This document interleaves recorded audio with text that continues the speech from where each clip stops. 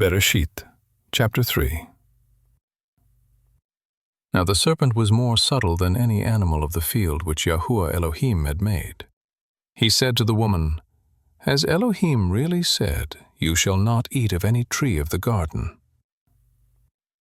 The woman said to the serpent, "Of the fruit of the trees of the garden we may eat, but of the fruit of the tree which is in the middle of the garden, Elohim has said, 'You shall not eat of it, neither shall you touch it, lest you die.'"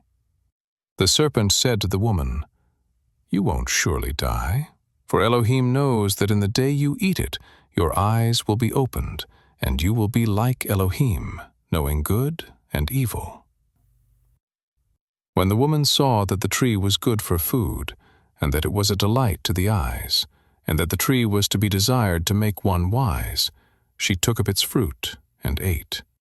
And she gave some to her husband with her, and he ate. The eyes of both of them were opened, and they knew that they were naked. They sewed fig leaves together and made themselves aprons. They heard the voice of Yahuwah Elohim walking in the garden in the cool of the day, and the man and his wife hid themselves from the presence of Yahuwah Elohim among the trees of the garden. Yahuwah Elohim called to the man and said to him, "Where are you?" The man said, "I heard your voice in the garden, and I was afraid, because I was naked, and I hid myself." Elohim said, "Who told you that you were naked? Have you eaten from the tree that I commanded you not to eat from?" The man said, "The woman whom you gave to be with me, she gave me of the tree, and I ate." Yahuwah Elohim said to the woman, "What is this you have done?" The woman said, "The serpent deceived me, and I ate."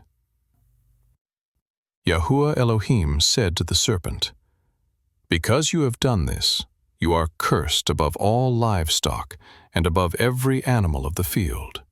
On your belly you shall go, and you shall eat dust all the days of your life. I will put enmity between you and the woman, and between your offspring and her offspring. He will bruise your head, and you will bruise his heel." To the woman he said, "I will greatly multiply your pain in childbirth. In pain you will bear children. Your desire will be for your husband, and he will rule over you." To Adam he said, "Because you have listened to your wife's voice, and have eaten of the tree, of which I commanded you, saying, 'You shall not eat of it,' cursed is the ground for your sake. In toil you will eat of it all the days of your life. It will yield thorns and thistles to you, and you will eat the herb of the field. By the sweat of your face will you eat bread, until you return to the Adamah, for out of it you were taken. For you are dust, and to dust you shall return." The man called his wife Chava, because she was the mother of all living. Yahuwah Elohim made coats of skins for Adam and for his wife, and clothed them. Yahuwah Elohim said, "Behold, the man has become like one of us, knowing good and evil. Now, lest he reach out his hand, and also take of the tree of life, and eat, and live forever." Therefore Yahuwah Elohim sent him out from the Garden of Eden, to till the ground from which he was taken.